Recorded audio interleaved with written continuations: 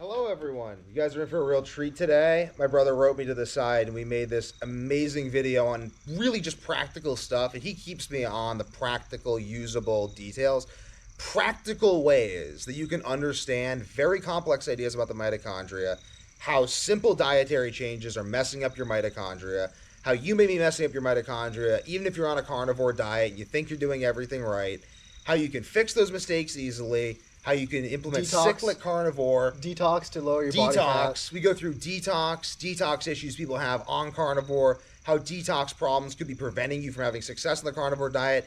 And be sure to stay till the end where we go over in detail how you can use your favorite stimulants to increase your metabolism, increase your overall enjoyment of life, and get really, really, really lean. And also in the video, Also in the video, I have my new physique update, so you get to see how shredded I am. That's the main point of the video.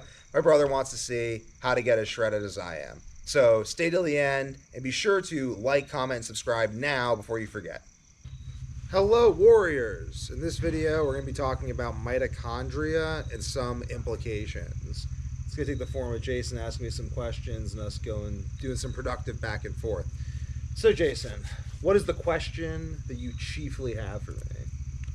You've gotten a lot leaner than me recently, and you've been doing carnivore and haven't been burned by it like we have been in the past.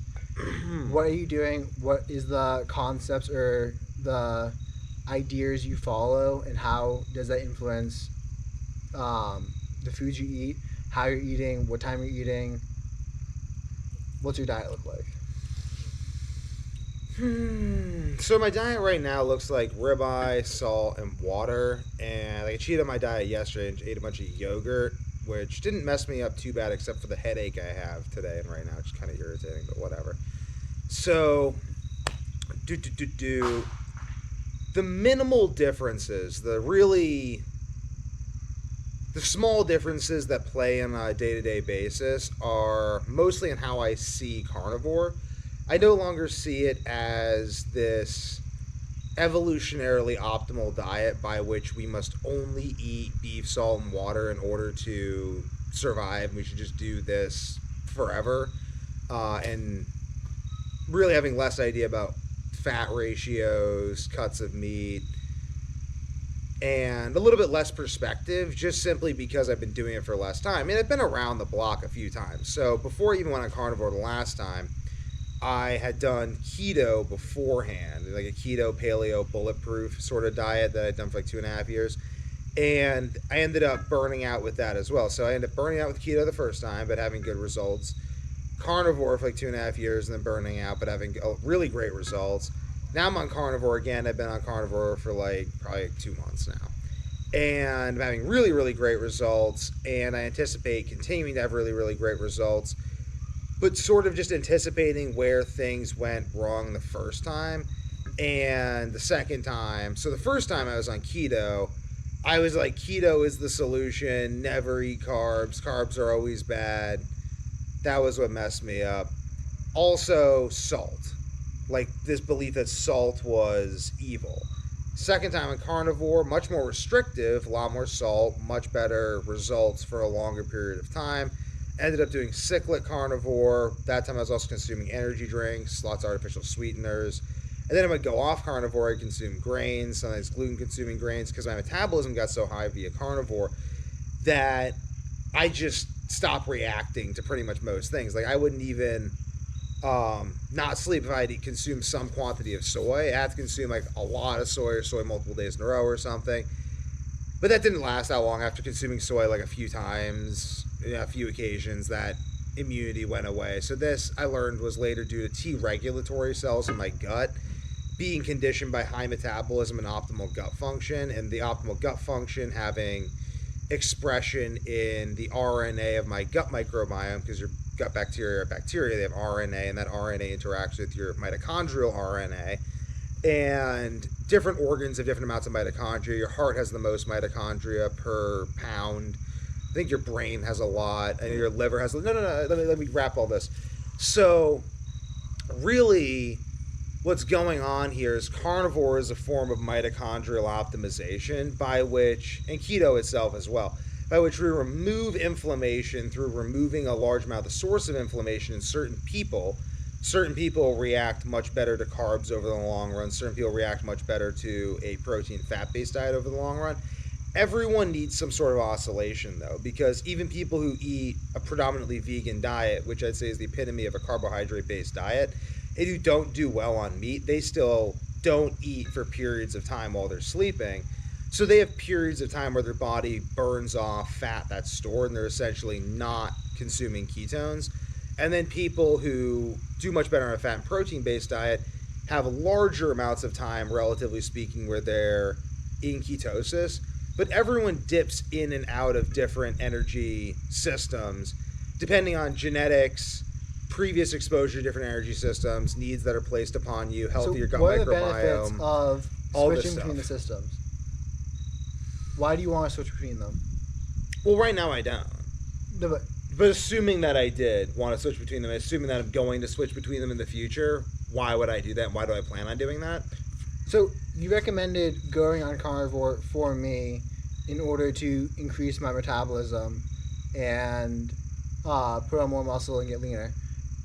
I'm currently eating a meat heavy with carbs diet, but mostly paleo. Why is switching to carnivore for a period of time going to help me? Because it's going to massively reduce your insulin resistance. It's going to massively reduce your inflammation. It's going to spike your metabolism. It's going to allow for faster recovery.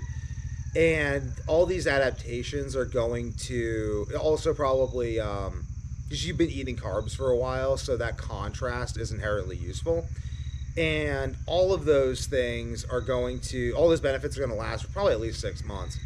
And during that 6 months, you can make a lot of adaptations metabolically, athletically, mentally, habitually, that can later be harnessed on carbs as well. So let's say you want to reintroduce carbs sooner because, let's say, you just run better on carbs than I do. Assuming, I mean, I don't even think that that's necessarily the case. Let's just say that for the sake of the video, though. And I want to stay in carnivore for a year.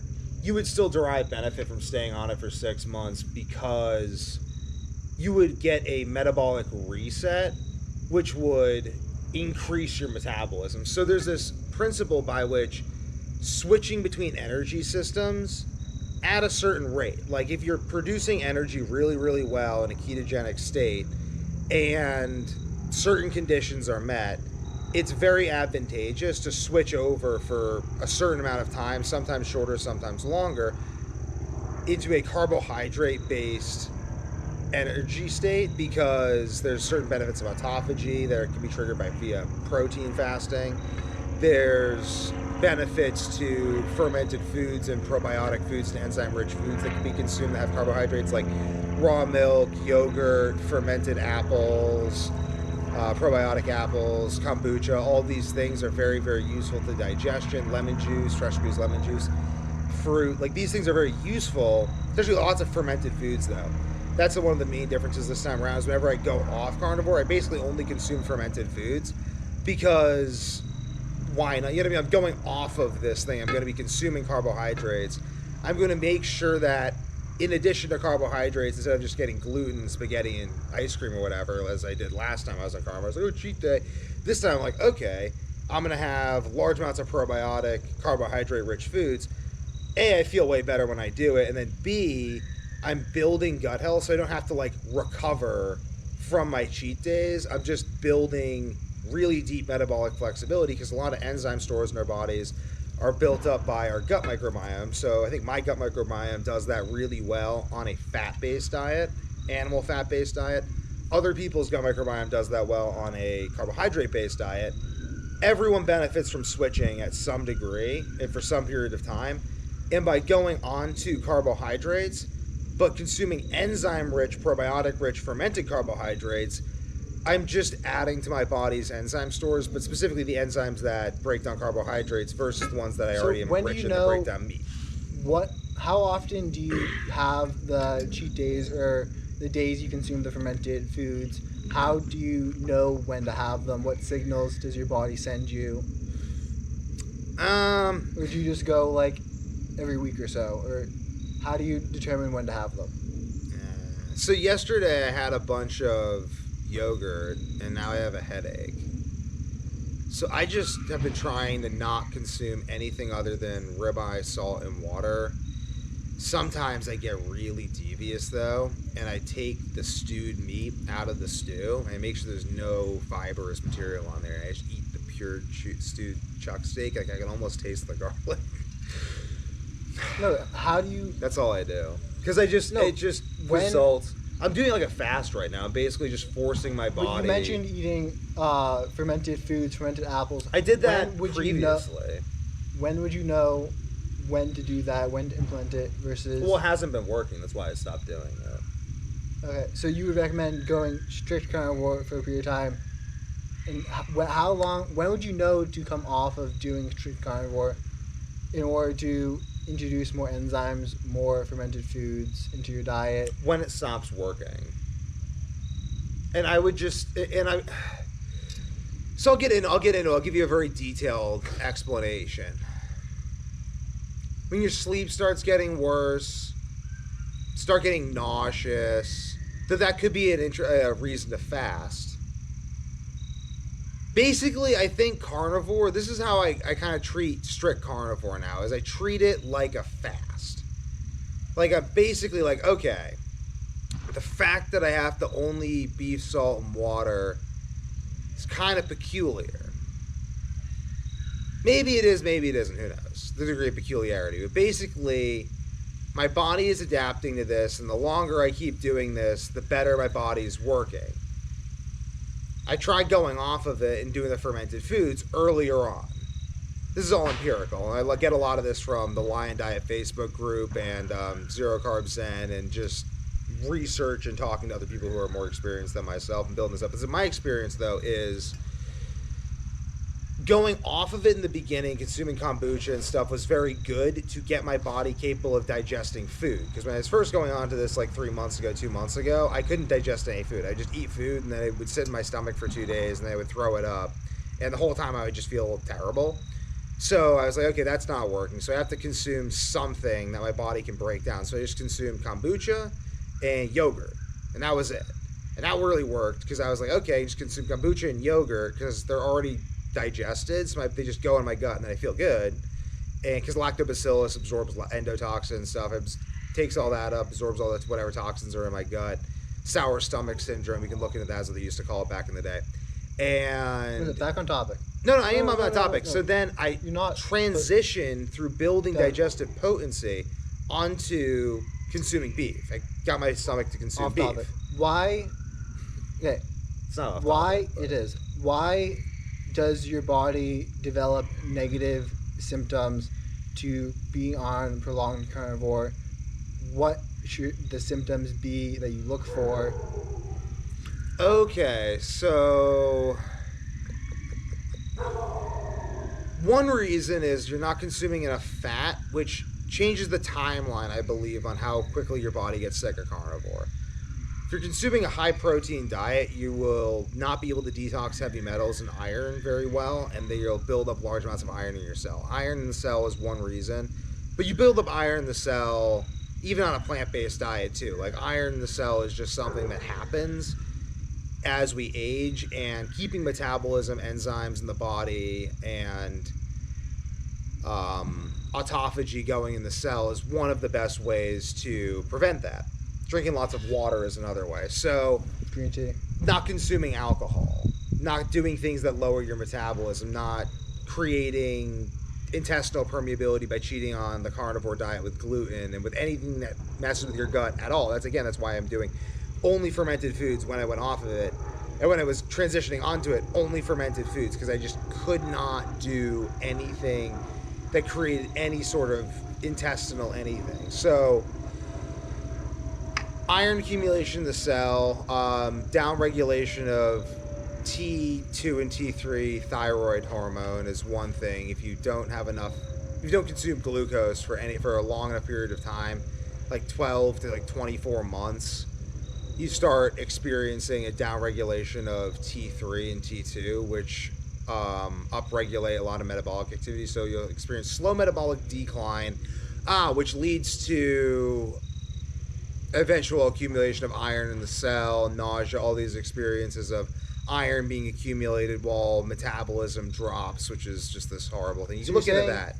I should be looking for a period where after I've been carnivore for a while, my metabolism starts slowing down. I start needing less food. Feeling less energized. No. I love this line. I've seen it so many times. Like the Boy Scout manual from 1910 has it. Hippocrates talks about it. Digestion is the root of health. You want to look for when your digestion starts to go like when your body just starts like rejecting beef. And at this point, what I would do is I would recommend including massive quantities. Okay, I'll speak. Let's say small quantities at first. I speak for myself. I do things in massive quantities. I start consuming green tea. I drank it by the gallon, and then I increased to like 2 gallons, and now it's like at a gallon basically a day. Like a gallon and a half, 2 gallons of water. I feel great though, but basically consume raw milk. Raw milk has a lot of things that help our body build digestive capacity for meat because it's got a lot of calcium, probiotics, enzymes, sugars. Easy to digest, doesn't really create autoimmune response, again, because the probiotics activating T regulatory cells in your gut basically keeps a lot of autoimmunity at bay. So whenever raw you're going milk off, has enzymes that digest itself. A and lot of people probiotics. that are lactose intolerant. Yeah, it's just because they're A2 consuming raw milk. pasteurized milk, so it lacks the enzyme to break it down. Yeah, so you'd want to consume raw milk. Yogurt is really good for the same reason. I love kombucha. I had an adjustment period with tea, I believe, for its detox effects. You can look into Andy Cutler protocol, detox protocol, and all these detox things. After looking at all the Andy Cutler detox stuff, I just do green tea and chlorella right now. So I'm detoxing while I'm on carnivore, doing green tea and chlorella. So that's another reason that I do the probiotics and enzymes, because it's part of... It's actually a reason. It's the way I think. I'm Italian. I talk with my hands. But, no, because it's a reason. It is a reason. But it's also just what I'm doing, because there's really what I'm doing, and then it's like going, I don't speed. Okay. Wink, and then like, because why are you any winking? words Because I don't speed. Like you can't just air. No, I don't speed. Yeah, I will say it that way. I'd be like, I don't speed. I'd actually do that because I don't speed. I do speed, but I don't really speed because I speed less than the people that I consider to speed. Again, it's what I'm doing because it's not what I'm doing. I'm not eating any enzyme-rich foods right now. I'm just eating beef. I don't consume anything but beef, salt, and water. But I have this idea in my head. Listen, this is good. This is good content. No. But I have this idea in my head that whenever I go off of it, I'm only going to consume probiotic, enzyme-rich foods, which is what I'm doing. But it's not what I'm doing, because what I'm actually doing is eating beef, salt, and water for as long as I can effing tolerate. So that's I don't know. It's the way I think. Get used to it. It's awesome. When you read Nietzsche and stuff, I stopped worrying about being eccentric because I started reading great minds, and I realized that they're weird. They're weird. They're really weird. So me doing air quotes is like the least weird thing in the Western canon. So Milton invokes the Holy Spirit at the beginning of Paradise Lost instead of the Muse. I haven't read it. Still, anyway, I've read the B&B. Anyway, so I'll back to the topic. So there's a train of thought that led to what I'm doing now, and there's a train of thought that will lead to other developments and elaborations on the theories that will lead to the creation of other diets. Because there's what I'm doing now, but then there's also the meta theory on the transformation of diet, which is also what you're asking me about. And one of the sources on that is Andy Cutler. He has a whole detoxification protocol you can look into where he uses chelating ingredients that are based on sulfur, DMSO, all this stuff. I don't like those because you have to move the metals from your tissue into your bloodstream. Then they have a tendency to redistribute to other areas, and you can't really control that. He has a whole bunch of timing things that he claims that can help you control it and blah, blah, blah, blah, blah, blah, blah. But I was experiencing crazy symptoms when I'd eat garlic because that contains sulfur. So I was just thinking, no, Like, even people who consume salt, they're like, I'm having symptoms and I consume salt in the carnivore diet. I think it's detox. I think that's what's up with the Michaela Peterson a lot, or the people who are excessively mold toxic. I think it's the same detox pathways Andy Cutler talks about. I think a lot of the reason people benefit from carnivore is the same detox stuff. It's the detox in the cell, the issue in the cell. Toxicity at the cellular level creates inflammation at the cellular level, which perpetuates inflammation everywhere else, leading to obesity, low metabolism, low neurological metabolism, HPA axis dysregulation, gut dysbiosis, and low energy, and all this stuff. So ultimately, this is really what I think it is. I mean, I think it's all these pesticides and stuff. It's all the chemicals we've introduced in the last 100 years. I think we opened up Pandora's box there. I think it's good, it's useful, but we should recognize that the high quantity of plastics in our cells is not helping us and is making us retain more iron than we're used to. That's why people are, like, but again, though, people have always needed to do particular diets. This has been documented as early as the Boy Scout Manual from 1910, where they say people have always known that people need specific part diets. Of this stuff is just the clusterfuck of all the cultures mixing, because if you're back in England or some small place in upper Norway and your family's had this diet, like, your genetics and your culture eats this foods because over the past 1,000 to 2,000 years, they've realized that by eating this way, they feel the best, and then they pass that down. But now with the way society is changing and the mixing of all the cultures. And genes and everything. Yeah, and the mixing of the genes, it's like... And foods. Now you can go get Mexican food. Yeah. It's like, our bodies aren't used to that. My body's not used to Mexican food. I eat Mexican food. I start getting like, oh my God, I can't. I'm just eating like a very like... just beef, really digestible, tender I like hot sauce meat. a lot more than he does. But I mean, part of it is like, there's a downside to it. It's like all these questions about diet nowadays is partially due to the fact that we have, like, each culture has their own diet that works optimal for them because their ancestors have somewhat figured it out. I want to wrap up, though. I want to wrap years. up quickly the idea on detox at the cellular level. So one reason I've thought about, like, Michaela Peterson's example a lot, because she's a prominent figure in the carnivore community, and she's someone else who reacts a lot. I react by getting insomnia. She reacts by having joint deterioration and other sorts of symptoms. But I've also worked with lots of people who have similar autoimmune insomnia reactions over the course of my career. But I think that one of the reasons that her switching from beef to lamb helped is that lambs are younger and therefore have less iron accumulated in their cells. So she was able, and like why she needs so much fat. Again, high fat helps with detoxification. I think bodies also adjust as well. As your gut microbiome gets optimized to a certain kind of diet. The lactobacillus is one of the main movers of iron from your body, and one of the main drivers of enzyme production, which is also one of the main drivers of iron removal from your body. Again, you look at like Ray Peat's stuff, which is why, I'm just tying this back, I recommend for anyone who's doing carnivore, going on to the fermented foods, because the probiotics and the enzymes are, I call it the poor man's detox from the beginning of time. It's the best detox with the fewest symptoms. And then on top of that, I take chlorella because that gives my gut a little more binding ability. And then I do, I guess magnesium and my zinc and minerals and stuff that I take also encourages detox. So I'll take chlorella, then take those. Stimulants will encourage detox too.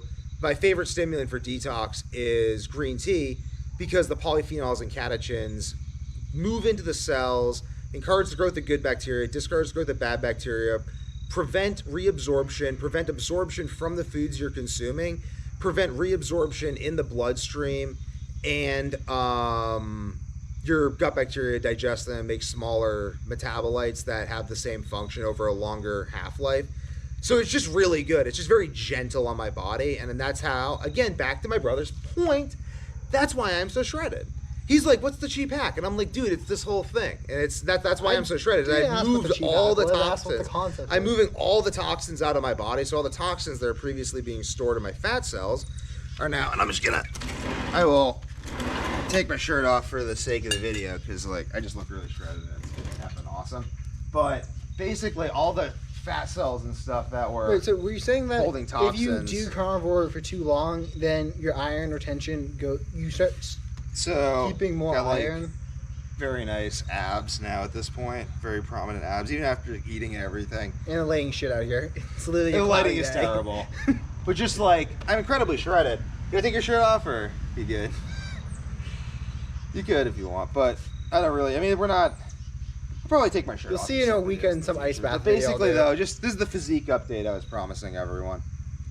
I try to not to make my vanity any worse than it already is, so I'm trying to take. But I do want to show you guys what is possible, though. So that's physically how much fat I've lost. I'm like 182 pounds right now. Effortlessly maintained. My strength is only going up. I have a really amazing focus, energy, and I've lost this weight effortlessly while consuming more food than ever. So consuming lots of water too. Water helps with detox.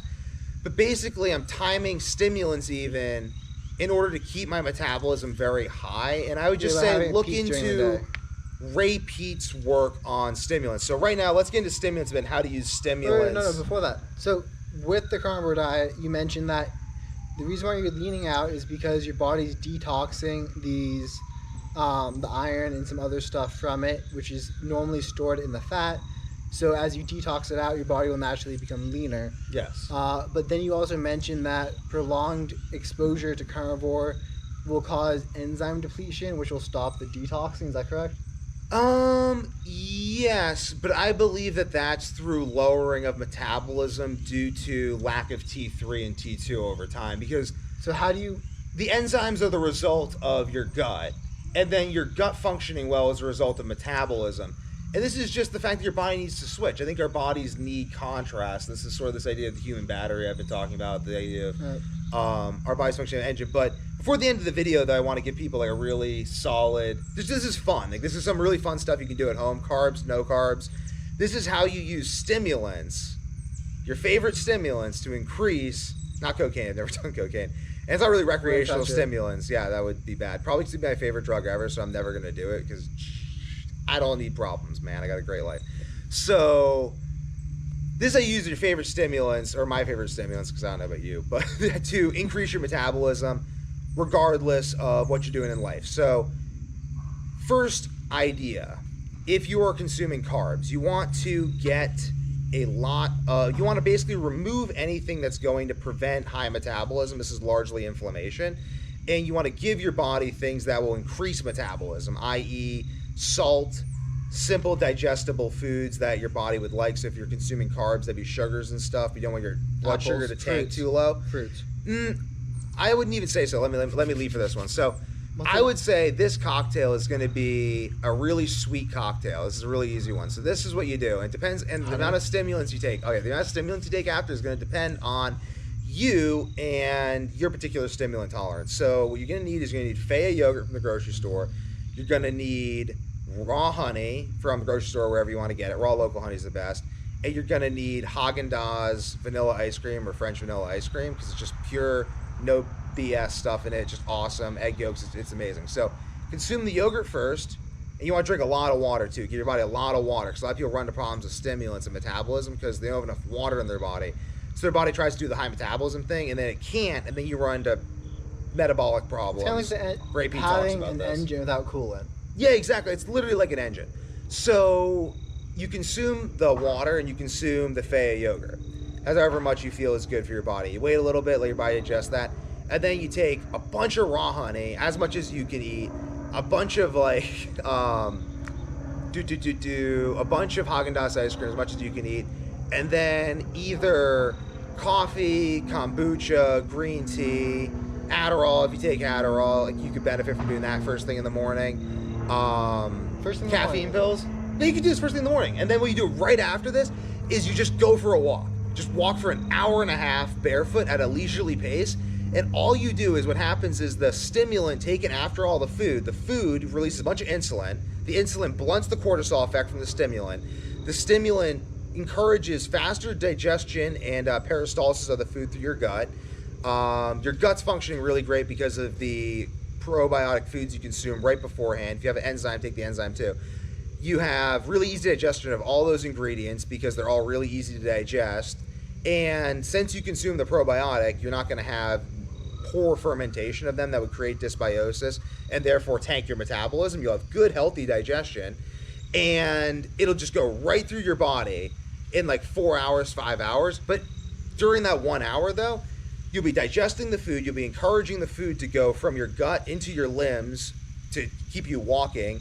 You'll be breathing in a relaxed way because you're walking. You're basically just literally using the food as a buffer for the stimulant as a spark to get your metabolism going. And then once your metabolism starts, you get a little energy boost, you start walking, and then it just fuels itself. You have a really amazing walk. It'll feel effortless to keep walking. You'll get to the end of your walk, you'll feel so good. Maybe you'll be hungry, maybe you eat a little more, maybe you don't. But I promise you, you will feel so much better from that walk and that meal than you would from doing anything else. How if you consume mandatory stimulants, is the it's hour amazing. and a half? Because a lot of people aren't going to be able to work that into their morning routine. I would say at least an hour if you're going to be consuming a lot of a stimulant. A half hour is good, but you're going to get the full effect at an hour. And I would say So lower, if you only had 20 minutes to go for a walk in the morning, then you would say consume how much honey, how much Haagen-Dazs. at least half an hour. You have to make 30 minutes. You have to make 30 minutes. All the research shows that 30 minutes is the threshold at which your mitochondria in your brain turn on, and you really get that effect. So what we're really trying to do is we're trying to maximize the metabolism of the mitochondria in your brain. If you're on carnivore, it's the same thing. It's digestible energy source, stimulus. Either the exercise can be the stimulus. People are exercise addicts. It's the same thing that they're addicted to. Some sort of stimulus, either exercise, a stimulant, or a combination thereof. I like a combination thereof. And then you do the exercise, the walks. It's a low stress stimulant, and that really encourages that brain metabolism. And from there, you build up the habit of bodily metabolism, which encourages brain metabolism, proper circulation, relaxation, posture, all of these things. And you walk barefoot, you build up like good health in your feet and strength in your feet and ankles, which promotes pain-free movement. All this stuff which helps the metabolism easily, effortlessly, enjoyably while you listen to an audiobook, enjoy the landscape. And it takes all the nervous energy of the caffeine or whatever stimulant you took, and it just funnels it into physical activity, which also really kickstarts the mitochondrial engine in your body. And the mitochondria in your body working produces byproducts that stimulate more activity in the mitochondria in your brain. It's the same thing. I mean, there's literally like your gut microbiome makes the components your body uses to make mitochondria, and the byproducts of healthy metabolism at a cellular level are What if also you're in used to make carnivore or mitochondria. keto? Same thing. You just want to ensure good digestion. Don't eat so much that you can't digest it. Well, That's no, the main but thing. You can't consume a bunch of Haagen-Dazs and honey. Yeah, so just on say a top. ribeye. Just say have like 0.7 pound ribeye, and then go about your day. Or you could even, this is one way I like to transition into Stimulants carnivore. with, before, or after eating? After. And this is one way I even like to transition into carnivore or ketosis, is like That's honey, carbs, ribeye, eat that in the morning, and then don't eat the rest of the day, and then the next morning, beef, salt, and water. And No, I prefer just a straight fast from the night before, and then the next day, eat a steak at night, and boom, you wake up in the morning feeling good. okay, so That's my favorite again. that's it. That's it. We wrap up here. Peace out. Subscribe for more, guys. You stay till the end.